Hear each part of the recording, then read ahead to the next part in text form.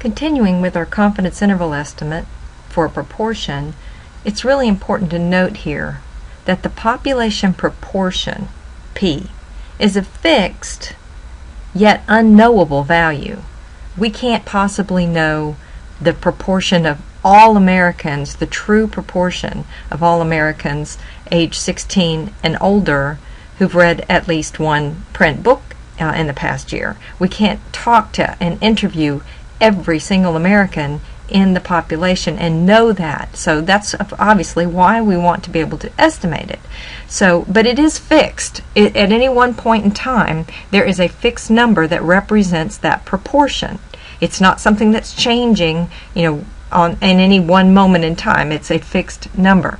So, from our previous example, remember, as I was just saying, we were talking about the proportion of Americans 16 and older who'd read at least one print book in the past year. And this was our interpretation of the final result, that we were 95% confident that this confidence interval that had been constructed, that we're going to find out how to do here in a little bit, actually does contain the true value of the population proportion.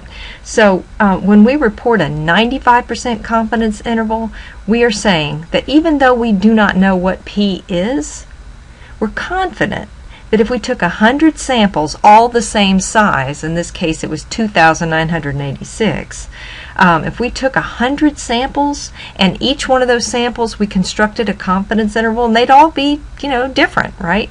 Each time we'd calculate something slightly different.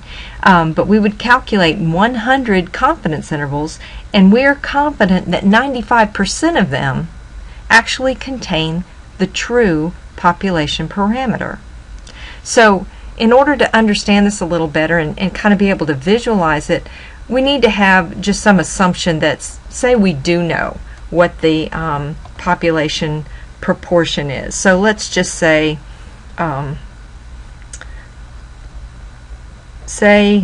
somehow we know that P is equal to 0.7. Now remember that proportion that we had was 72% in that original example. They had done a point estimate and had gotten a result of 72%. But say somehow, just through magic, we know that it's actually 0.7. And we understand that we can't know that, but if we can just go there for a second, then we can look at an example visually. Then what we're saying is, then if we take 95 of 100, that's that 95%, right? 95% of the samples of 100, of our 100 samples, size, the same size, 2,986, would include 0.70. Well, to do this, I don't want to write out 100, I don't want to illustrate 100 samples, so what I'm going to do is reduce or simplify this fraction that simplifies to 19 over 20. So it's the same thing as saying if we took 20 samples and we constructed 20 intervals, that 19 of them would contain the true population proportion. So let's look at how that would look graphically. Okay, so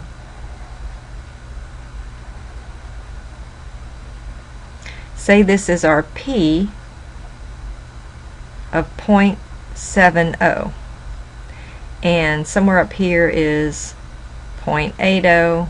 This is our scale. Somewhere down here is 0.60. Okay.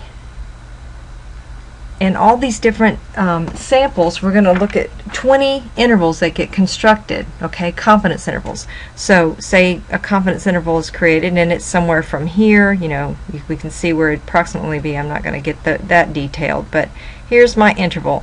We'll notice that 0.7 is in the interval. The interval goes from somewhere below 0.7 to somewhere above 0.7. And so that's 1.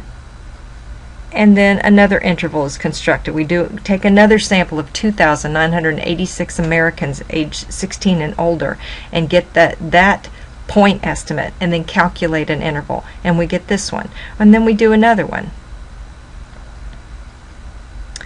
and maybe another one.